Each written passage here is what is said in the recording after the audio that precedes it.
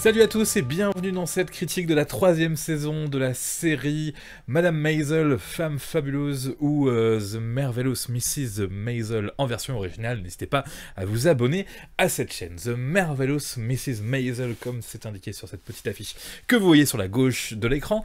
3e saison qui a été un petit peu démontée par toute la presse, que ce soit la presse francophone et je crois même la presse anglophone. Et bien moi je vais vous dire totalement l'inverse. J'ai adoré cette 3e saison, comme j'ai adoré les 2 premières. Ok, peut-être que c'est un petit peu moins bien, que c'est un petit peu répétitif, mais je pense que quand on aime le personnage de Madame Maisel et tous les autres personnages, on est très satisfait par cette saison 3, où, sans spoiler, vous allez suivre Madame Maisel qui part en tournée avec un chanteur qui a beaucoup de succès, qu'elle a rencontré dans la saison 2, me semble-t-il, qui lui demande de faire sa première partie, et donc on va se retrouver avec Midge qui fait le tour des États-Unis. En tout cas, elle va aller dans plein de lieux différents pour cette tournée. Et je suis en train de dire un peu n'importe quoi quand je dis plein de lieux différents. Non, c'est là aussi où j'ai aimé cette 3e saison, c'est que c'est assez ciblé finalement. Sans spoiler, je vous dis où elle va aller. Elle va aller à Las Vegas où il fait la tournée des casinos. Et elle va aller ensuite à l'hôtel Fontainebleau, je crois, du côté de Miami, où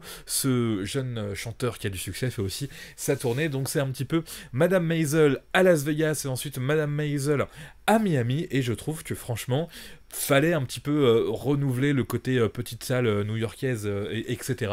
Et ils ont trouvé une bonne astuce, les casinos, la Floride. Moi je trouve que ça fonctionne. J'ai vu aussi beaucoup de reproches sur toutes les autres histoires qu'il y a sur les autres personnages, notamment son ex-mari Joseph, ou encore ses parents. C'est bien Joseph qui s'appelle, j'ai un petit doute, mais bon, c'était pas grave. Je crois que c'est ça. Donc comment dire, c'est vrai que les intrigues sont pas forcément hyper intéressantes sur les autres personnages, et encore, quoique, pour vous dire, Joseph, il ouvre un club, un comedy club, je crois, et enfin un club en tout cas, et ça se passe pas forcément hyper facilement pour lui.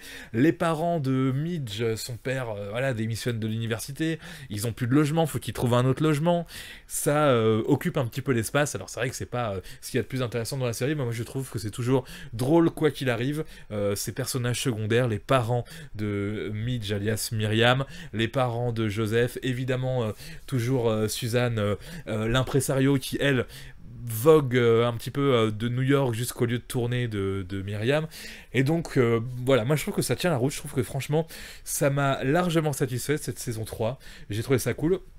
Gros cliffhanger à la fin de cette saison, ce qui n'était pas forcément le cas des autres saisons, mais là, il y a un cliffhanger concernant la saison 4, il se passe un truc pour Midge qui n'était pas forcément prévisible pour le coup.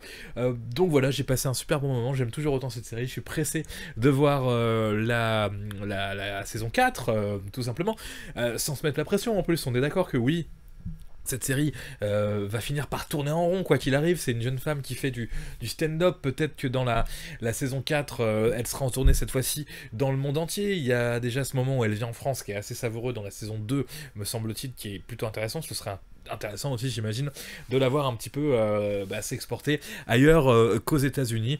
Je trouve que la série est toujours hyper charmante au niveau de ses décors, au niveau de cette époque.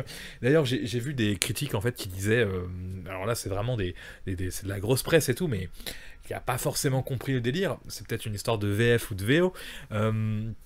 Il disait que c'était toujours un petit peu dans le même cliché, cette vision de la femme de la fin des années 50 et du début des années 60, sauf qu'en fait cette 3e saison, et peut-être aussi la fin de la saison 2, elle est vraiment au tournant des années 50-60, c'est pour ça qu'il y a pas mal de changements dans la vie des parents de Myriam et dans sa vie à elle, et il y a une séquence à un moment où elle est un petit peu en galère, elle fait moins de shows, et elle fait des spots radio, elle enregistre des voix comme ça, et c'est-à-dire que le trait est largement grossi exprès.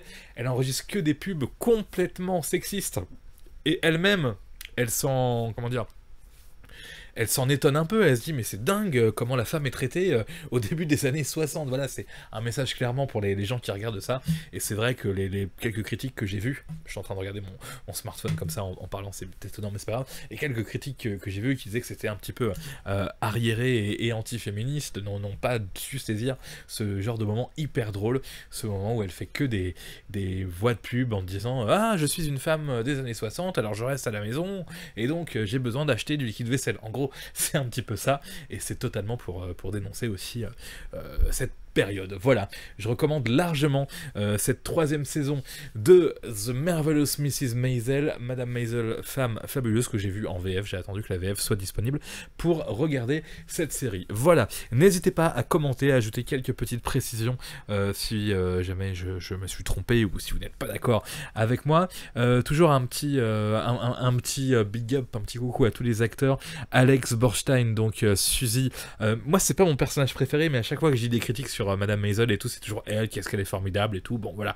Rachel Brosnan, donc dans le rôle de Myriam Maisel, voilà, excellente forcément. C'est, j'ai dit Joseph tout à l'heure, c'est Joel Maisel, hein, évidemment. Franchement, je connais pas trop cet acteur Michael Zagan, mais il est excellent. Les parents des deux personnages, que ce soit les parents de Joel ou je me demande si en VF c'est pas Joseph, non, c'est Joel. Bon, je sais plus. Joel Maisel, les parents de Joel et les parents de Midge sont excellents. Et puis, si je puis trouver rapidement le nom de cet acteur qui joue... alors déjà, l'acteur qui joue Lenny Bruce, moi j'adore, c'est Luke Kirby. Pas exceptionnellement connu. Lenny Bruce dans Madame Maisel, c'est un humoriste qui est un peu pote avec elle.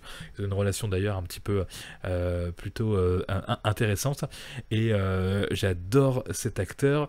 Et je cherche voilà, l'acteur qui joue le chanteur, Shai Baldwin. C'est le chanteur qu'elle rencontre Midge et le chanteur pour lequel elle va faire la première partie.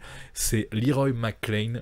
Il est juste exceptionnel, je trouve, dans le rôle de Shai Baldwin, qui fait des super chansons. Voilà, c'est des chansons, j'imagine, créées pour la série ou des reprises, je ne sais pas, mais elles sont top. Ils ont inventé un artiste juste pour la série qui est assez intéressant. C'est pour ça aussi qu'elle est cool, cette saison 3 de Madame Maisel. Allez, à plus.